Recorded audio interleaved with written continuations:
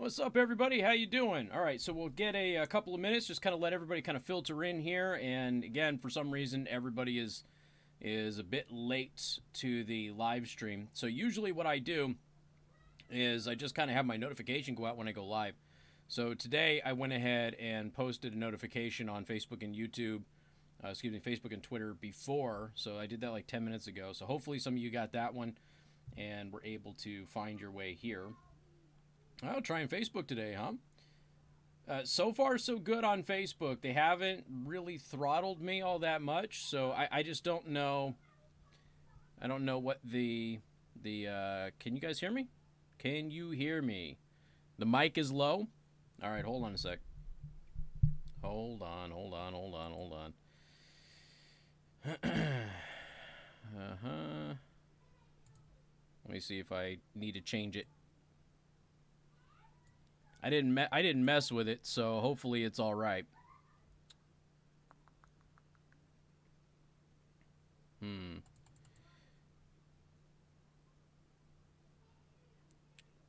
So is it still low for everybody, even if I get kind of like right here, or what?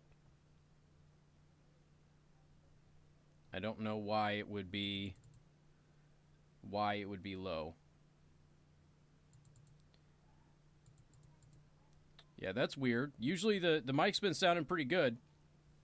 So I don't know what happened. Let me see here. Hold on. See if there's something I can do on this end here. I did have to kind of change something yesterday as I was recording some stuff, and I'm wondering if maybe that just kind of jacked with it. It shouldn't have. It was just a program thing. Shouldn't have messed with it, but you never know. Okay, speakers, headphones, codec. All right, Doug says the volume's good. Eric is good. Okay. Well, if you have any issues, just let me know. I'll try and speak up just a little bit without yelling at you. And sorry about that if it's a little bit low for some people. Not much I can do about it at this point. All right, so again, if you're just joining us, first of all, a lot of new people have started liking, subscribing over the past couple of days on various platforms. I appreciate that. Thank you very much. And make sure you subscribe. If you're on YouTube, okay, at all, even if you don't watch this stream on YouTube, please go subscribe to my channel. It's free, and when I get to certain numbers, it allows me to do different things. So if you go to YouTube, again, hit the subscribe button at Casey the Host. Make sure you like the video, comment, share it, all of that stuff. Same thing on Facebook. Make sure you like my page. You're not just watching the video, but like the page. We have to get to 10,000 likes on the Facebook page to unlock some features. On Twitch, you can subscribe if you would like to. You can also follow me. And if you have Amazon Prime, you get a free subscription on Twitch every single month anyway. And then, of course, if you're on Twitter, follow me at RealKCH. and we have a good time on Twitter. Although I haven't been on social media as much during the day as I usually am when we're at the radio station. So pretty interesting stuff. All right, make sure you hit that like button. It is really, really important that you hit the like button on YouTube. Hugely, hugely important. Same thing if you can do it on Facebook. If it freezes on you, just try refreshing the browser, folks. That's the best advice that I can give you. Okay, so we didn't get a chance to get to this yesterday. I have to apologize about that. The other thing that I was doing went a little bit long, and then I wanted to address a couple of questions that came up in the live stream. And by the time I ended the stream, it was a lot longer yesterday than it usually is, I had to leave for the radio show. So I couldn't actually do what I wanted to do with the Joe Rogan audio. And I think most of you probably know who Joe Rogan is. And if you don't, most popular podcast, month after month, obviously Ted Cruz's podcast overtook that during the impeachment trial. But, as far as on an annual basis, Joe Rogan is the most popular podcast in the country. And obviously comedian and well-known MMA commentator. So just an all-around good dude. So Joe Rogan has this really good podcast, and he does a lot of interviews on the podcast. He had Brendan Schaub on, and Brendan Schaub's also a comedian, former fighter, has his own podcast and everything else. Pretty interesting guy. And they were sitting down, they were talking about, some of the stuff that had happened with the election and opening the economy. So this conversation kind of starts off with them talking about what is, my head hurts from all the schoolwork I'm getting. Oh, God. My daughter, too. She had to do like 20 minutes of Roman numerals today, and she's really good at it. She's never studied it before. So anyway, they were talking about when they're going to reopen sports and things like that, and then it just kind of shifts into Bernie dropping out and the election as it stands right now. And Joe Rogan has some pretty interesting things to say, and I want you to listen to them because we're going to go over some of it, and then I'm going to play you several montages that kind of illustrate what Joe Rogan is talking about, okay? So have a listen to what Joe Rogan and Brendan Schaub had to say. The Joe Rogan Experience.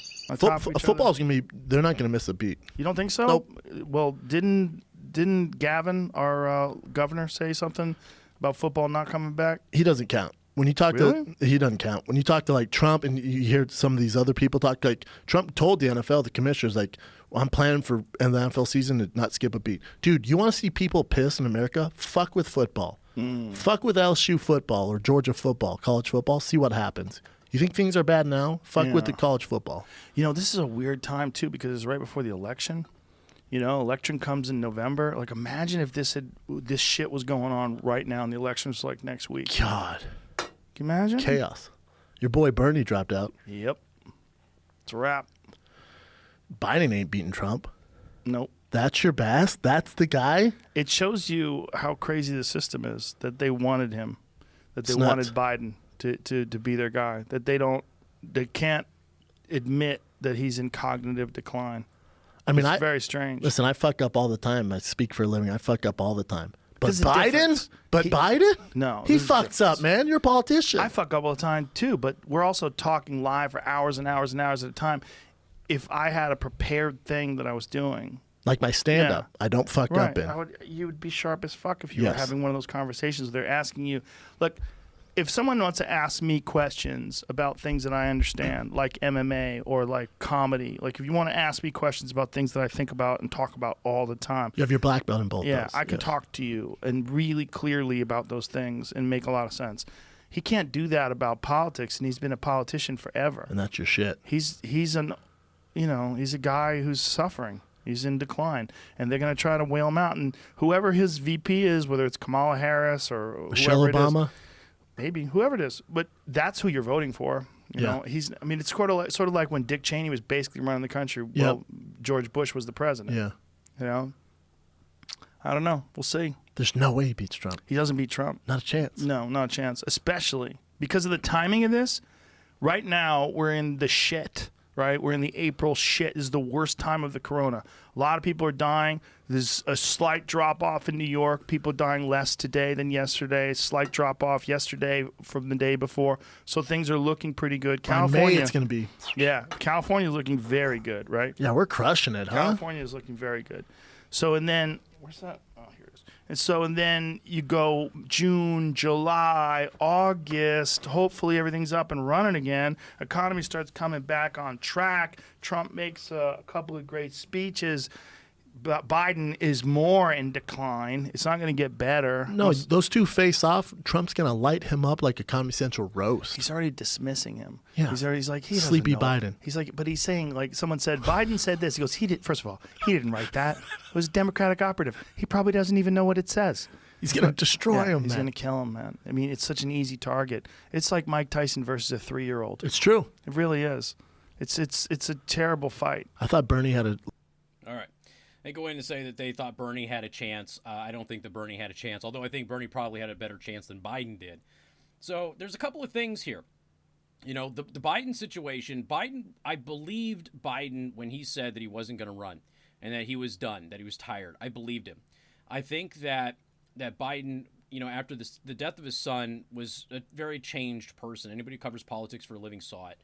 And I think that he was just kind of at the point where he was ready to kind of go off into the sunset, relax a little bit, you know, maybe potentially deal with some grandkids if his son ever owns up to having a kid and paying child support and being a part of that kid's life, as Hunter Biden has refused to do. You know, but at the same time, I think the Democratic Party just came to him and said, look, everybody running who's got a chance at winning. I think that they held on for Buttigieg for a long time. But everybody who's running is going to do great harm to the Democratic Party, and we kind of need you. And so I think that that's kind of what ended up happening. And the party said, look, Joe, we're going to back you no matter what. And they did, without a doubt. I mean, Joe Biden should have been out of this race a long time ago, but they kept with him, and they kept getting the superdelegates in Biden's corner, and that's exactly what they were pushing. So the party just did what they could to destroy Bernie. Excuse me. Because if Bernie Sanders wins, here's the thing. If he wins the nomination, he doesn't win the presidency. Okay? But if he wins the nomination, the Democratic Party is the Socialist Party of America. That's who they are. I mean, those two groups might as well merge. Socialist Party of America always endorses the Democrat anyway. But that there was just no getting around that. Okay? There's no getting around that. And you saw that with the people who were running Bernie Sanders' campaign. They weren't Democratic Socialists, which doesn't exist. They were socialists, and a lot of them have actually taken to social media after Bernie, you know, stepped out and said, now I can drop the word Democratic in front of socialist, because that's who they are. And, you know, you started getting all of these you know, the Project Veritas videos of them saying we should be throwing Trump supporters in prison and re-education camps and things like that. That freaks some people out. Now, if Bernie Sanders wins that nomination, not only is somebody who doesn't officially belong to the Democratic Party win the nomination, which is harmful, but then he becomes the standard bearer for the party, and it becomes the Socialist Party of the United States. And when you poll Americans, they're not socialist, okay? Sometimes they like the idea of some programs, but in those same polls, when you explain how they're going to have to fund those programs, all of a sudden they're opposed to the funding mechanism of those programs, okay? So we've seen several studies like this that have shown, yeah, I want free college. Cool. But I don't want to pay for the free college. Okay. You have to. There isn't enough money in the wealthy 1%, which Bernie Sanders is a part of, to pay for it. So you're going to have to pay more. Now, Bernie was honest about that, at least, for the most part. He did deceive quite a bit on that. And when he said, oh, look, I can fund universal health care and all of my programs and everything else, he was like $50 billion short. I mean, not billion, trillion, I think. It was $50 trillion short, something like that. I have to go back and look at the numbers. Don't quote me on that. I shouldn't spit at the hip. So, you know, you have this horrendous possibility that the Democratic Party is having their feet encased in concrete, and Bernie is getting ready to just throw them off of a pier, okay? So the Democratic Party, in my opinion, would rather lose with Biden than win with Bernie, because Bernie probably wasn't going to win anyway. History's certainly against him winning, and the numbers didn't seem to line up. But at the same time, at least you're not destroying the Democratic Party. And you have to understand something about politics, and I've done my best to explain this to my audience over the past 15 years that I've been doing radio, is that there is a lot of money and a lot of power in being the minority.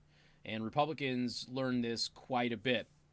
If you are in the minority you get to constantly pretend that the other side is, putting their boot on your throat and that they're oppressing you and they're doing this and they're doing that, just as the Democrats have done with Trump, where they've made up all of these scenarios where he's a dictator and a king and all of that other stuff. And obviously, none of that's true, but they've done a pretty good job of marketing that, okay?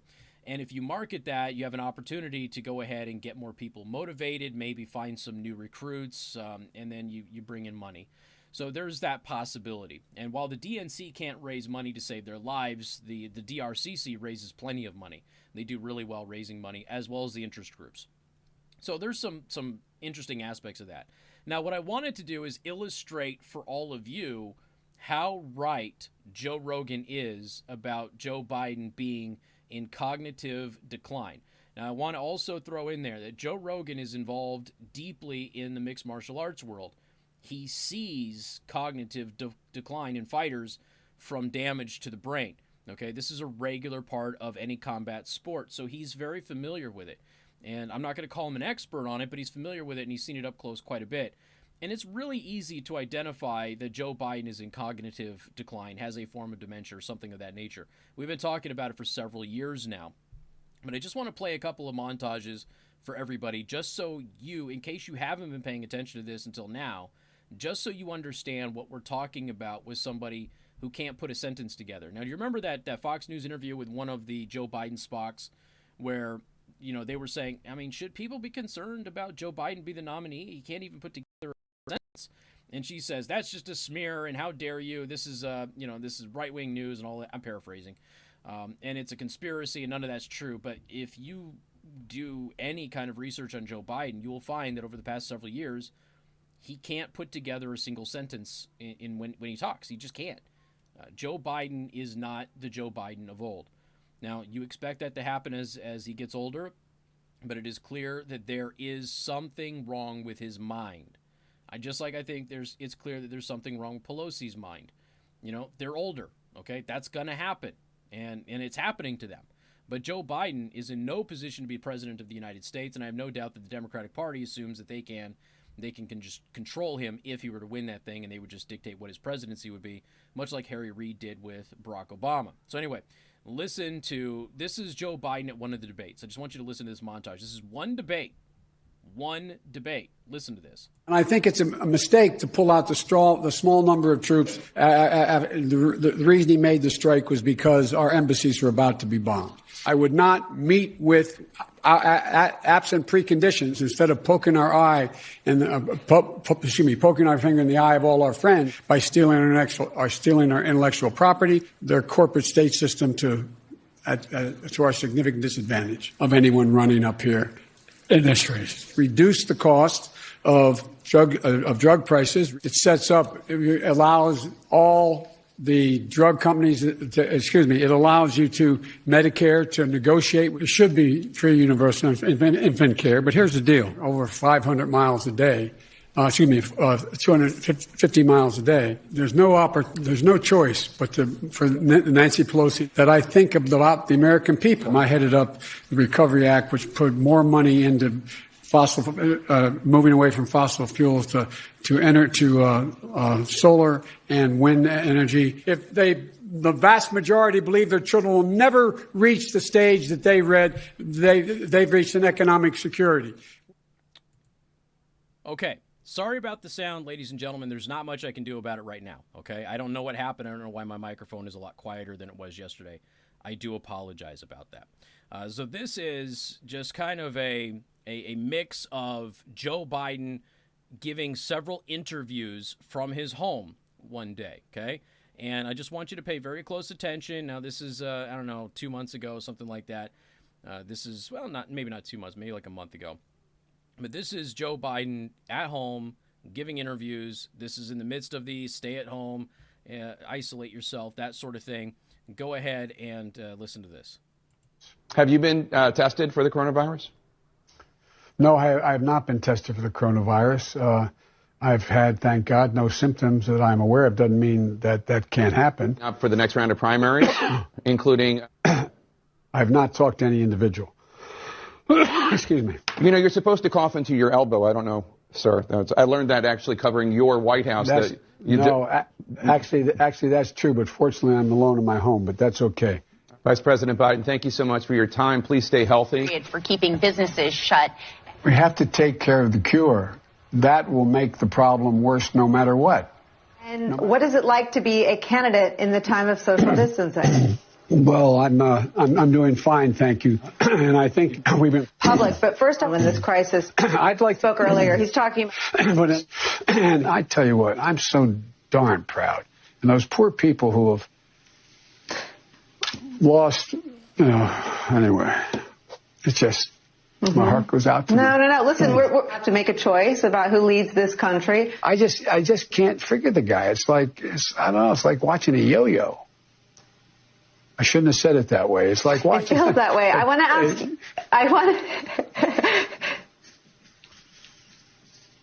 It's okay. About the reporting in the New York Floyd to Home Alone with children. Why doesn't he just act like a president? That's a stupid way to say it. Donald Trump was asked on. Sorry. Go ahead. No, I probably best I don't. Okay. So that was one day, okay? One day where he did a bunch of interviews. Obviously, he's not alone in his home. He's got a camera crew there, a lighting crew there, because Joe Biden doesn't know how to do all of that.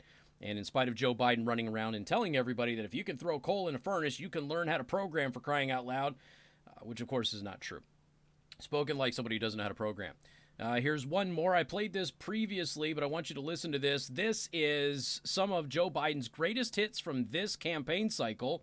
Have a watch. Poor kids are just as bright and just as talented as white kids. I sit on the stand and it get hot. I got hairy legs that turn turn blonde in the sun. We hold these truths to be self-evident. All men and women created by you know the thing. I want to be clear. I'm not going nuts. I'm not sure whether it's a medical school or where the hell I spoke, but it was on a campus. The apology enough, Mr. Vice President. Why attack Sanders? Why? No, you're getting nervous, man. Calm down. It's okay. Tomorrow's Superstar Tuesday, and I want to thank you all. I tell you what, I'm rushing ahead, aren't I? And the kids used to come up and reach in the pool and rub my leg down so it was straight, and then watch the hair come back up again. They'd look at it. So I learned about roaches. I learned about kids jumping on my lap.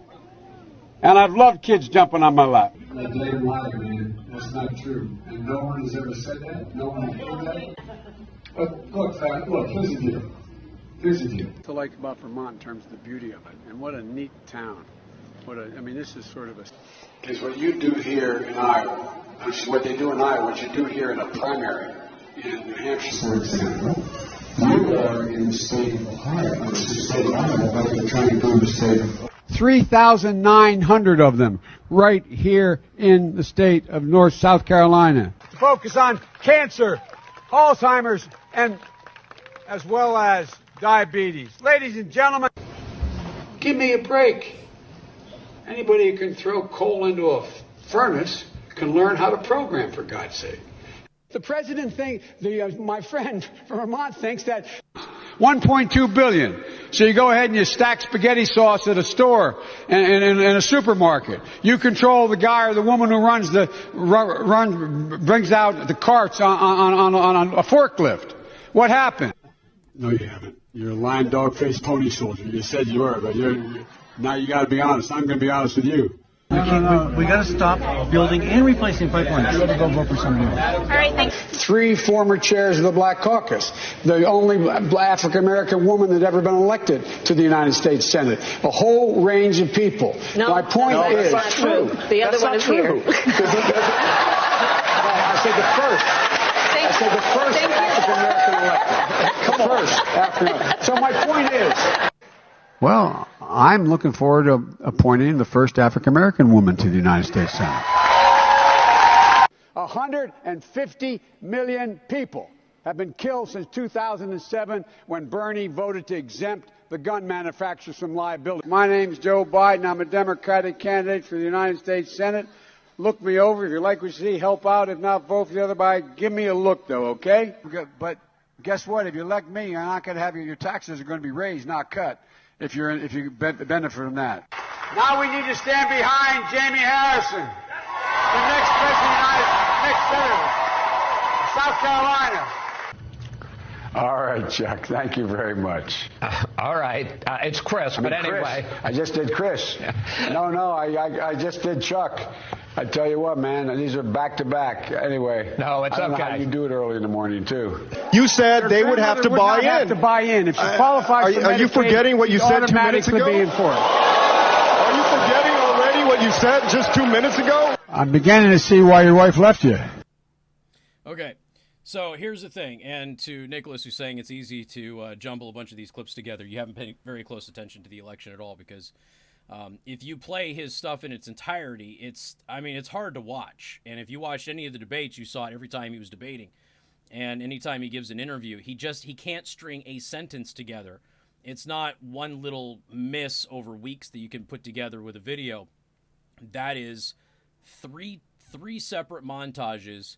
And two of them, one was from one event, one was from one day on multiple interviews, and the other one was just from the campaign trail. And it didn't even get all of them, by the way.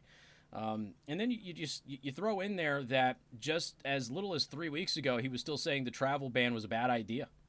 You know, now he's changed his mind because the experts have really pushed back against that, because the travel ban that Trump did with China was the right thing to do. He then came out. Remember, he had that whole big speech. I'm going to give you a speech on coronavirus and what we should do. And what he did was he repeated everything that Trump had already done and Trump had already said in a previous speech. He stole basically the entire speech. Joe Biden also has a history of plagiarism, which he kind of did with that coronavirus speech that he gave. So it's really, it is, if you are actually paying attention and you're looking at it and you're watching it, it is undeniable that he's in cognitive decline. Undeniable. And it's not just a simple slip here or simple slip there that we all do when we're talking live. And a couple of those in that last montage were certainly just innocent slips, but it goes to show a broader pattern. And we see the same thing with a couple of other politicians, too. We saw it with Harry Reid. We saw it with Boehner. We saw it. We do see it a little bit with Mitch McConnell as well. We see it with Nancy Pelosi. This is a standard part of Joe Biden now. And beyond that, you've got 8 women who have accused him of sexual harassment. One of them has a long-standing claim against him for sexual assault. And, you know, you consistently have video of Joe Biden being sexually inappropriate with women. And if that were a Republican or if that were a Hollywood celebrity, everybody would be Me-Tooing them left and right. But you got the media running interference for the guy. Joe Biden's not going to win this thing. And when Joe Rogan says, look, it's like Mike Tyson fighting a 3-year-old, it's a pretty good analogy. You know, Joe Biden's not going to be able to keep up with Trump. Trump, whether you like the guy or not, is very sharp. He knows what he's talking about. He knows how he's going to say something. He speaks in a specific tone, in a specific way. It's not because he's adult or anything like that. If you go back and you listen to the way that he talked in the 1980s and the 1990s, he uses a very specific speech pattern. I forget what the name of it is called, but it's a very specific speech pattern which is proven to kind of connect with people. George W. Bush was known to do that as well. George W. Bush was a very smart guy, but George W. Bush didn't speak in that type of a tone. And he connected with people as a result of it, and that's what Trump does. Trump just had a campaign slowing in fundraising, and he still broke records. Joe Biden is, you know, he's going to be able to raise money, don't get me wrong. There's going to be a lot of people who just want Trump gone no matter what, but Joe Biden is at a very, very strong disadvantage here. One, if we didn't have the pandemic, okay? If we did not have the pandemic, Joe Biden would have almost no chance of winning because the incumbent almost always wins. And if the economy is good with an incumbent president, it is unheard of to have the incumbent president lose, okay? So Joe Biden's already on an uphill battle there. Then you have the pandemic, okay? So what Americans typically don't do is change leadership in the middle of a crisis. So if the crisis is still happening, they're probably going to stick with what they know as opposed to going to Joe Biden. And that's going to be an easy case for Trump to make since Joe Biden has opposed all of the moves that have been beneficial in the pandemic fight. He opposed the travel restrictions. He opposed a lot of the treatments that are being used right now, hydroxychloroquine. He's consistently been wrong on the virus over and over and over again, even after the facts became known about it.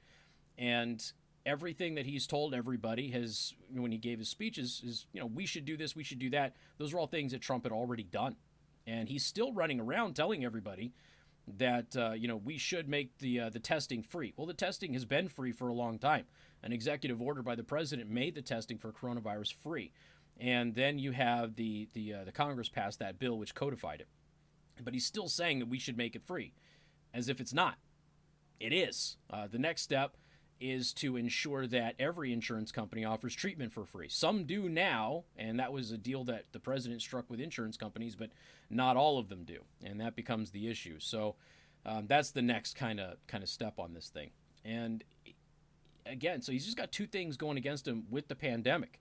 He was wrong about the pandemic from the very beginning. He's continued to rebuff policies that the experts say worked and were very helpful. He's now changed his position on the travel ban, but he only did that, 2 weeks ago, I think it was. So this is not exactly a guy who's going to inspire confidence in anybody. You've also got Justin Amash out there. He's kind of floating the idea of a third party run. Justin Amash is a former Republican who's always been a libertarian-minded guy. And the data right now shows that Amash pulls more from Democrats than he pulls from Republicans. Again, Trump is the most popular incumbent Republican with his base in history. That includes Ronald Reagan. And more Republicans in the base of the party support Trump than supported Reagan, which tells you something, to be honest with you. And Democrats right now, a lot of them are going to be pretty upset with what has happened, and we're seeing a lot of the Bernie people really oppose Joe Biden. Bernie's going to try and do what he can to corral them. That usually happens at the end of a primary, and sometimes you're able to get them back, but we saw the last election that a lot of those Bernie fans did not go back to Hillary. A lot of them didn't. Some of them went to Trump, not too many.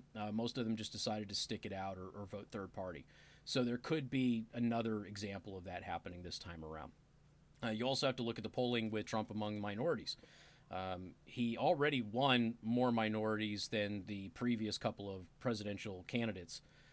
But then you have him really surging among Black and Hispanic Americans over the past several, I guess the past year, I'll say. And right before the pandemic, he was doing really well with Hispanics. He was doing really well with Black males in particular, still losing Black females by a big margin. So you're going to be able to see that as well. We'll see if some of that falls away because of the economy, because of the pandemic, but we'll have to see how that all shakes out. If it were a good economy, certainly he'd be in a better position to win. But Americans also don't elect a new person in the middle of a crisis. So it's really an uphill battle. Really an uphill battle for Joe Biden.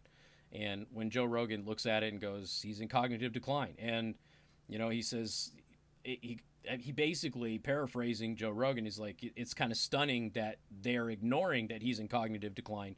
And I think, honestly, it's because if he does win, they'll just control his presidency. They'll have his advisors and they'll get his approval for things. And he'll obviously be aware enough to be able to deal with certain issues that he's had expertise on over his career. But there isn't going to be a sharp President Joe Biden handling the day-to-day stuff. That's just not going to happen. And that doesn't always happen with a president. It doesn't mean that they'd be a bad president. And they mentioned Dick Cheney. Dick Cheney didn't run the Bush administration as much as liberals think he did. In fact, Bush was pretty in command of the White House. When you talk with people who served in the White House and everything else, they said Dick Cheney had a specific set of jobs to do, and he took care of those while Bush focused on the other stuff.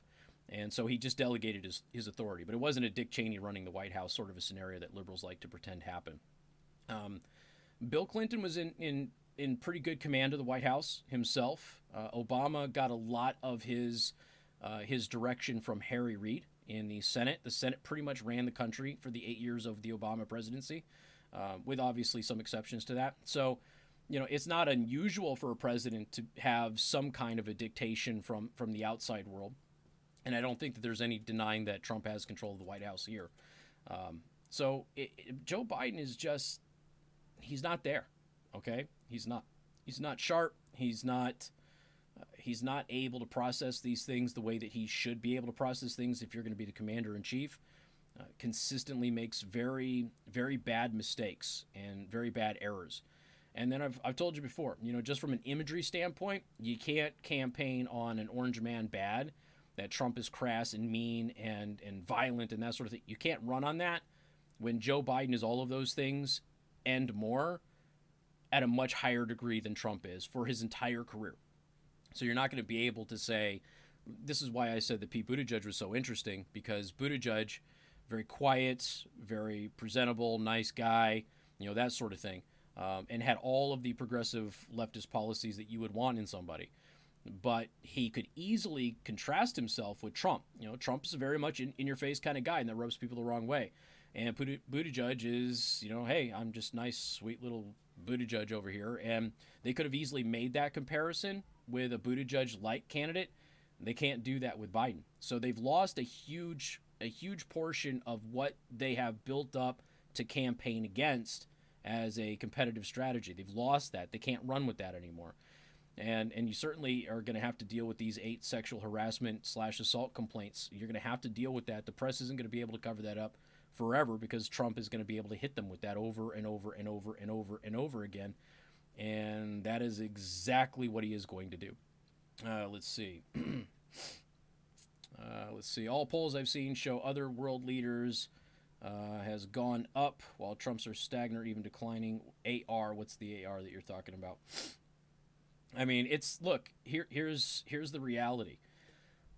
Biden is clearly in decline. Period. End of story. There's no arguing against it. His mind is not what it was. If you've covered or looked at politics for any length of time, that's a fact. Biden was wrong about the virus up until 2 weeks ago. Still saying that we shouldn't do things that the experts say saved our skin. Biden is facing the very reality of incumbent presidents have an advantage. When there's a disaster happening, people don't replace leadership in the United States. Then when there isn't a disaster, the economy is the best it has ever been. And Joe Biden can't compete with any of those things. He just can't. And if you think for a second that the Ukrainian scandals with the Bidens is going to go away, you're crazy. Because the Ukrainian government wants Joe Biden to face legal repercussions. They want Hunter Biden to face legal repercussions. Now, I don't know if the Ukrainians are right, but they have accused Joe Biden of breaking the law, and they've accused Hunter Biden of breaking the law. And those aren't just Ukrainian newspapers. That's the top law enforcement official in the Ukraine. It is the members of parliament. It's members of the executive branch of government. And they all say that they have the paperwork to prove that Joe Biden took illegal bribes. I don't know if they're true, but at some point in time, he's going to have to deal with that reality. There's a lot going against Biden. There isn't a lot going against Trump. Right now, this campaign is squarely in Trump's favor.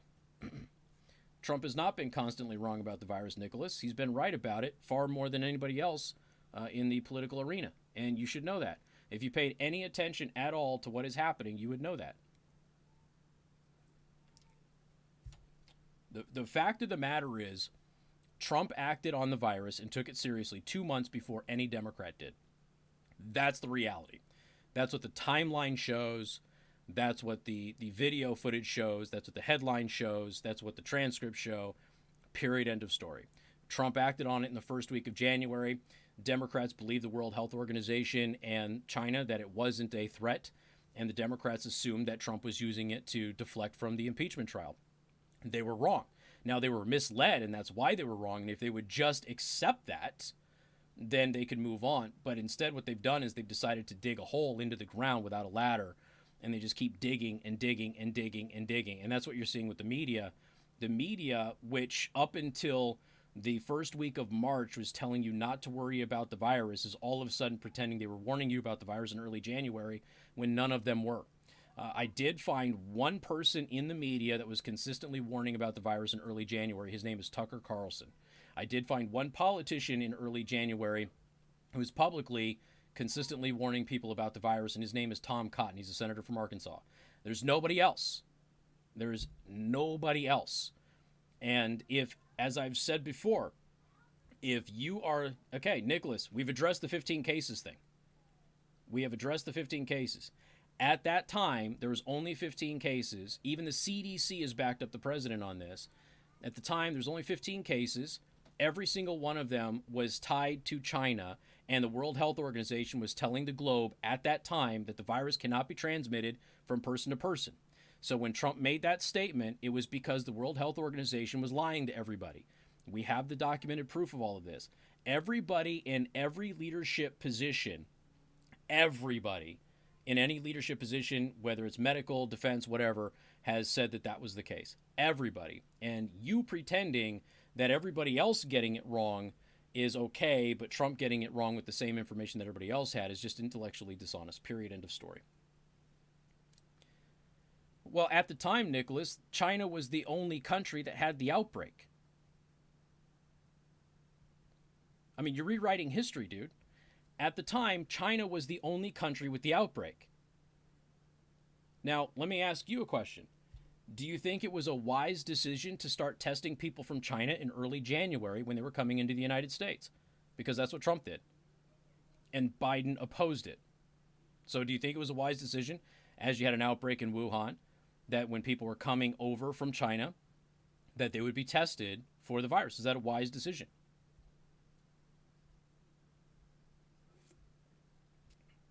I'm waiting. I know you're there typing, so I'm just waiting. Was it a wise decision to test people from China in early January and to issue travel advisories in the first week of January? Started doing it on the 6th. I'm waiting. I need Jeopardy music.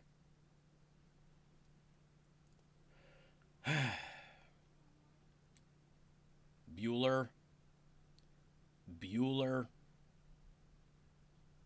It's a pretty easy question, dude. Was it a wise decision? Was it a wise decision to start testing people from China where the outbreak was happening as they were coming into the United States at the airports? Was that a wise decision? Because that happened in early January along with the travel advisories in early January. And I've played video of Nancy Pelosi in the last week of February telling you to go to Chinatown. The virus isn't a threat. Okay? At the end of the day, Trump was more serious about this virus 2 months, before any mainstream media outlet was consistently talking about it and before any Democrat that I can find anywhere took it seriously. 2 months before anybody else. And if you want to say that Trump didn't respond, good enough, you have to accept that he was getting his information from the World Health Organization just like everybody else. And the World Health Organization was getting their data from China. We now know that China has been manipulating that data, and the World Health Organization has been used by China to spread disinformation. We now know that, but we didn't know that in January. We didn't even know that in February. We didn't know it until March.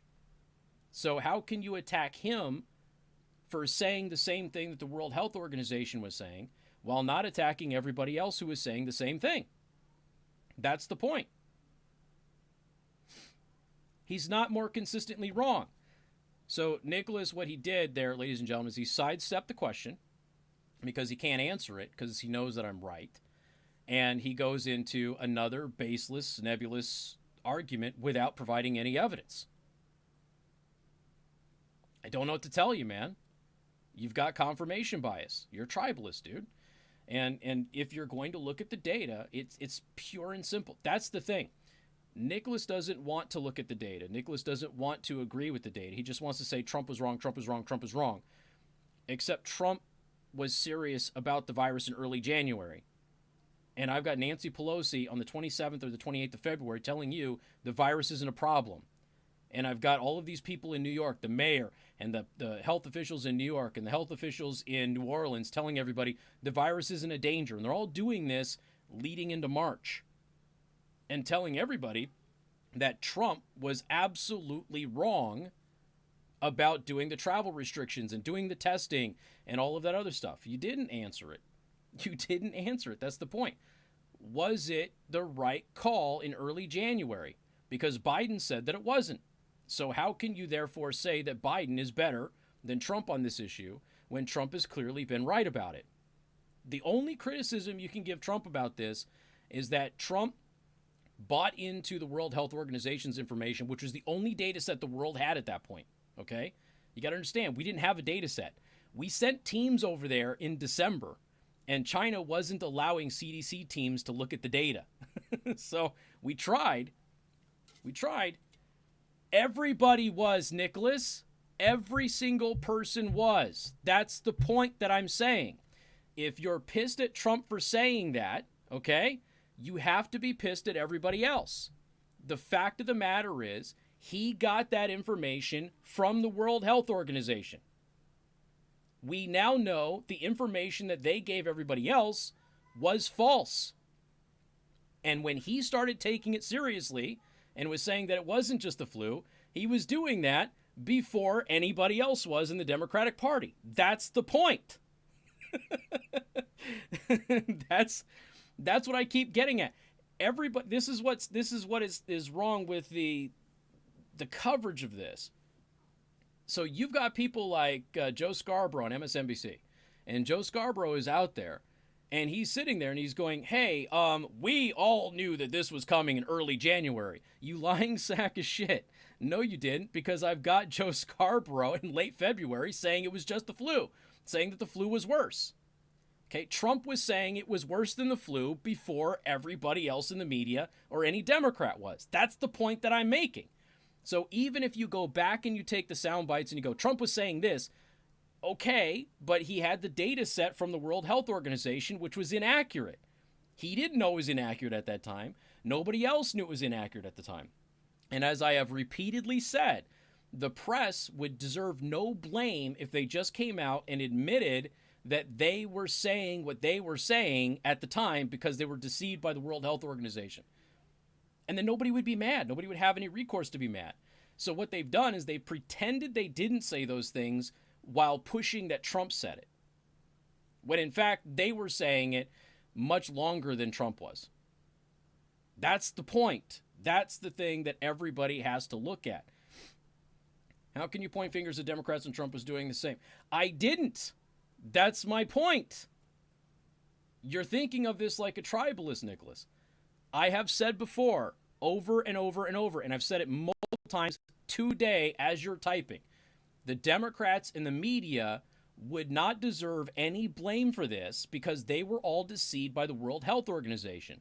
The anger directed at them now is that they're pretending they didn't say those things, and they're pretending they said things they didn't say while pretending that Trump didn't do things that he did. That's the anger.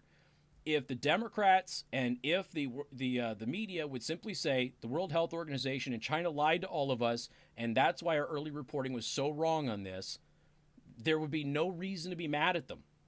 They were deceived, just like the president was deceived. The president got all of his data. He had the daily task force meetings during the impeachment trial, okay? Daily task force meetings on the virus during the impeachment trial. That was happening. And for weeks and weeks and weeks, I covered stories on my show that said, the media was saying, he doesn't have a task force. He's not doing anything about the virus. And you got senators going, it's literally in his morning briefing every single day. And the media was pretending it wasn't happening. That's the issue. They're pretending he wasn't taking it seriously when he took it seriously first. They're pretending that they were sounding the alarms while he was pretending it was just the flu, when that isn't the case. That's my beef. If everybody would stop trying to win in November and start just dealing with the facts, the reality is the World Health Organization got their information from China.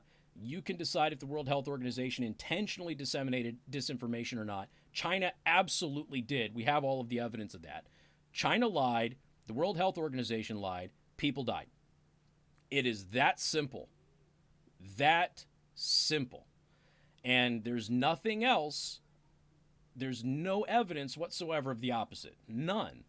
And that's why when you play montage after montage after montage, you show dozens of headlines proving what I'm saying right, and you still run into somebody who will not listen to the facts. You have a confirmation bias tribalist. That's all you have. All right. Okay, ladies and gentlemen, don't forget to subscribe. I got to bounce out of here because I got to get ready for the radio show. But and for the record, I just want to say this: while Nicholas is absolutely wrong, and demonstrably wrong, and as I have already proven him wrong numerous times, at least he's being respectful, and I appreciate that. So I appreciate the respectful debate instead of just popping on and using ad hominem attacks. But I do have to go, so hit the subscribe button, hit the like button, make sure you share the stream. Do want to thank our sponsor, silverfoxart.com. You'll see a picture of one of the custom pieces that they made for me when I do the end screen on this.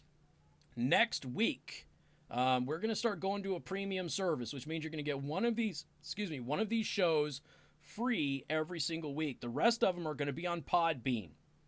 So you're going to have to go to caseythehost.podbean.com, and you can sign up. I've got 4 tiers, okay? I've got a $2 tier, $5 tier, maybe it's 3 tiers. $2 tier, $5 tier, $10 tier, I think. I'll have to double check on it. But again, that'll be next week. So you'll get 1 free episode a week. I haven't decided which day that's going to be yet, and the rest of them are going to be on Podbean. And make sure you go to theburningtruth.us. I'll have that information there. But again, go to silverfoxart.com. Amazing custom wall pieces that are backlit. They're just phenomenal. And when we do the end screen, I will go ahead and show you this amazing piece that they made for me. So subscribe, like, share. Appreciate the support, ladies and gentlemen. You have a wonderful day, and we'll talk at you on 95.3 MNC in just a few minutes. And I'll see you back here tomorrow at 2 o'clock for Casey's Quarantine Corner.